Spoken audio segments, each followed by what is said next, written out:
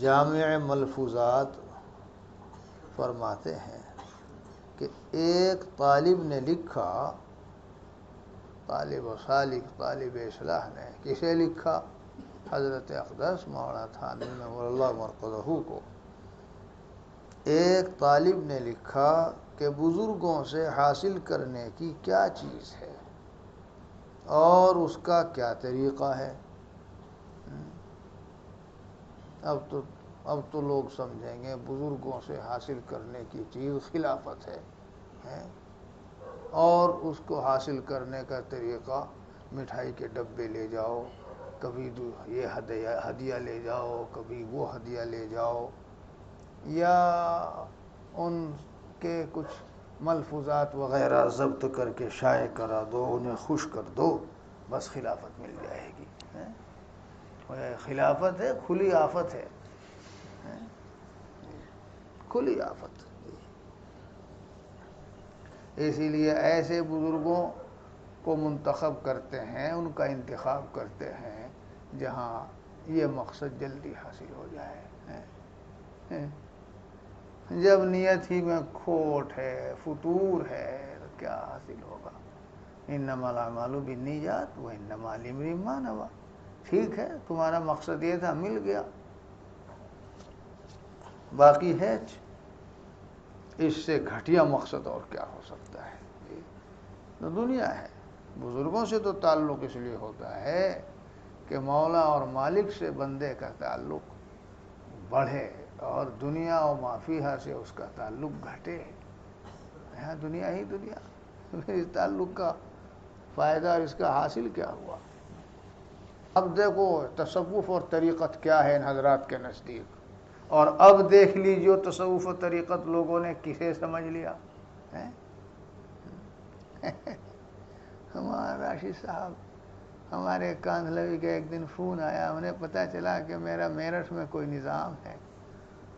اجی حضور عالی بس اور تو کچھ نہیں، مجھے تو دو باتیں کہنی تھی، تو دو باتیں تو ان کا تکیہ کلام ہے۔ ہمارے یہاں کے مدرسین جانتے ہیں، لفظ دو کہیں گے کبھی ایک ہی رہ جائے گی، اور کبھی دو کہا تھا اور ہو گئی 100۔ تکیہ کلام ہے۔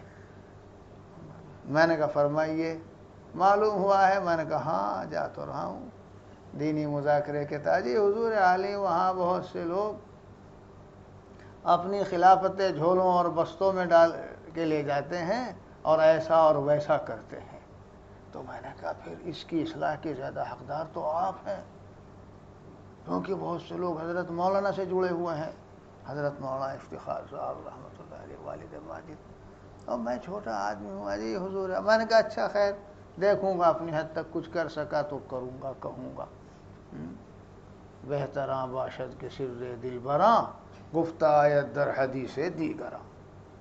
دور وہ تو بہت پہلی بات ہے، ہاں یہ دیکھ رہے ہیں، یہ تمہارے اس کی بات نہیں، اور پہلی بات ہے۔ ایک تو جب دیکھا اولے پڑنے لگے تو ایک خلیفہ تو اسی وقت اٹھ کے بھاگے، حالانکہ وہ اس وقت ضمناً تھی بات، وہ بھاگے، میں بھی دیکھا انہیں بھاگتے ہوئے ہیں، ہاں، اور بیچارے خوب بھاگے۔ مقصود حاصل کرنے کی چیز بزرگوں سے کیا ہوئی؟ اللہ کے بھیجے ہوئے دین اور اللہ کے بنائے ہوئے قانون اور حضور پاک صلی اللہ علیہ وسلم کی پیش کی ہوئی شریعت اور سنت پر عمل کرنا۔ یہ عمل، یہ ہے بزرگوں سے حاصل کرنے کی چیز۔ یہ کیسے ہوگا؟ وہ اس کی تدبیر بتا دیں گے، طریق اس کا یہ ہے۔ اور اعانت طریق کے لیے جو کچھ وہ تجویز کریں گے، تجویز تو کر دیا لیکن اس پر عمل نہیں ہوتا، تو اس کے لیے وہ کچھ ذکر تجویز کر دیتے ہیں۔ ذکر سے قلب میں قوت پیدا ہوتی ہے اور پھر بچنا آسان اور کرنا آسان ہو جاتا ہے۔ اعانت طریق تو معین و مددگار ہے، ورد اور وظیفہ اور ذکر طریق نہیں ہے، اور تصوف و سلوک نہیں ہے۔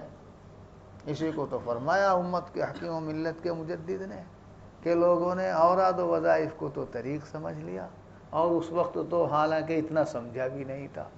آج تو ورد اور وظیفہ ہی سب کچھ ہے، اور اس کے نصاب مقرر ہیں، اور فلاں سال خلافت کا سال ہے، ورد و وظیفہ جپتے رہو، کرتے رہو۔ اس کے علاوہ اعمال کے تعلق سے مأمورات زندگی میں کتنے آئے اور منہیات سے اجتناب کتنا ہوا، نہیں ہوا، نہیں بس 1 سال گزر جائے گا، پوچھیں گے بھئی وہ معمول، ہاں جی پورا چل رہا ہے، تو اگلے سال میں وہ پھر دوسرا معمول، دوسرا ورد و وظیفہ دے دیا جائے گا، اور پھر جب اس کو بھی طالب اور سالک کر لے گا تو انشاءاللہ تیسرے سال ہاں وہ تھما دی جائے گی، جی انا للہ ثم انا للہ، چون دیدند حقیقت رہے افسانہ زدن۔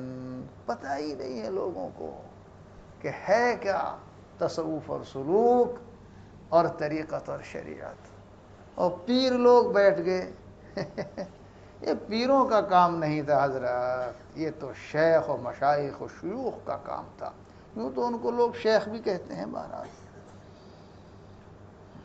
پیروں کا کام۔ ہمارے حضرت شاہ جلال آبادی نور اللہ مرقدہ فرماتے تھے پیر ہونا اور بات ہے، شیخ ہونا اور بات ہے، صالح ہونا اور بات ہے، مصلح ہونا اور بات ہے۔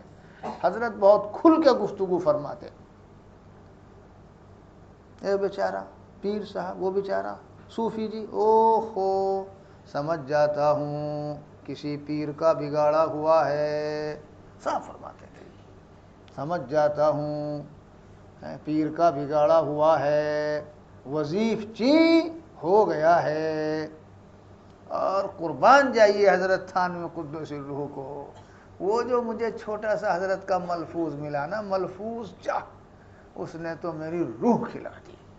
مولوی صاحب کیا فرمایا حضرت نے، الحمدللہ یاد ہے، یاد آ جاتا ہے۔ اناڑی شیخ اپنے مرید کو مجموعۃ یا مجموع الوظائف یا مجموعۃ الوظائف بنا دیتا ہے، یہی ہے شاید مجموع الوظائف، اناڑی شیخ، اناڑی بھی اور شیخ بھی، ارے شیخ تو عرفی تعبیر میں شیخ تو سب کو کہتے ہیں نا، اناڑی کی صفت لگا کے اس سے حضرت نے شیخیت نکال لی اور پیر باقی رہ گیا۔ اناڑی شیخ هو الذی یقال له پیر، والمعبر عنہ بپیر، وہ اور پیر دونوں مترادف ہیں، دونوں میں تساوی کا تعلق ہے۔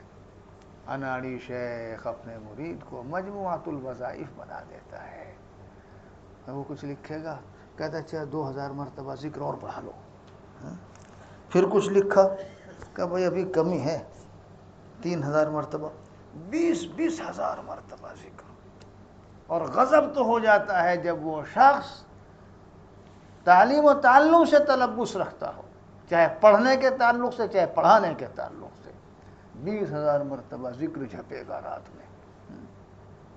کمال ہے، ان لوگوں نے سمجھا ہی نہیں طریق کو، تصوف و سلوک کو سمجھا ان لوگوں نے کہ ہمارے حضرت شاہ جلال آبادی قدس الروح شیخ تھے، پیر نہیں تھے۔ میں سنایا کرتا ہوں، پرانے ہمارے طلبہ مدرسین سوچتے ہوں گے مقرر، ہاں بھائی کیا ہوا مقرر؟ احادیث شریفہ میں کتنی مقرر ہیں، آیات کریمہ میں کتنے مقرر مضامین ہیں؟ ارے بھائی مقرر ہے تو قندے مقرر ہیں، مقرر سے کیا ہوا؟ اور تم لوگ اگر کوئی بار بار تمہیں بریانی کھلاوے ہر ہفتہ تو کہو گے بھائی یہ تو کھا چکے تھے پھر بریانی بنا لی ہے۔ مرغ کی تو اب مثال کیا دیں، مرغ تو گیا، ہاں اب مرغ پیچھے پہنچ گیا۔ اگر کوئی بکرا ہر ہفتہ کھلائے، ارے مول صاحب پچھلے ہفتے میں تو کھلایا، اب تو پھر بکرا لے آئے، دال لے آتے، ساگ سبزی لے آتے ہیں۔ جو بڑھیا چیز ہو وہ تو مقرر ہو، سکرر ہو، چکرر ہو، مقرر ہو، کچھ بھی ہو۔ حضرت جلال آبادی قدس الروح کا واقعہ، ایک افریقی طالب علم دور حدیث شریف میں پڑھتے تھے، حضرت سے تعلق بھی ہوگا، ضرور اصلاحی تعلق ہوگا، مگر طالب علم کے لیے ہمارے ان بزرگوں نے زیادہ ورد و وظیفہ نہیں تجویز کیے۔ ان کا تو وظیفہ یہی بہت ہے کہ وہ وقت ضائع نہ کریں، گناہوں سے دور رہیں، کتاب کا مطالعہ تکرار کر لیں، نمازوں کی پابندی اور تلاوت کی، اللہ اللہ خیر صلی اللہ۔ جب وہ فارغ ہو کے جانے لگے تو حضرت جلال آبادی قدس الروح نے انہیں اپنا مجاز بنا دیا، حالانکہ حضرت کا معیار اس سلسلے میں بہت بلند تھا۔ حضرت کے مریدین دوسروں کے مجازین سے بڑے ہوئے ہیں۔ 25 30 سال بہت سے لوگ چکر لگاتے رہے، حضرت نے بیعت تک نہیں فرمایا۔ ہاں، حضرت تو فرما دے بیعت بیعت بیعت کھیل ہے، بیعت کھیل ہے، بیعت کھیل ہے۔ اب تو بیعت تو کھیل کیا، خلافت ہی کھیل اور کھیل پتاشا ہے۔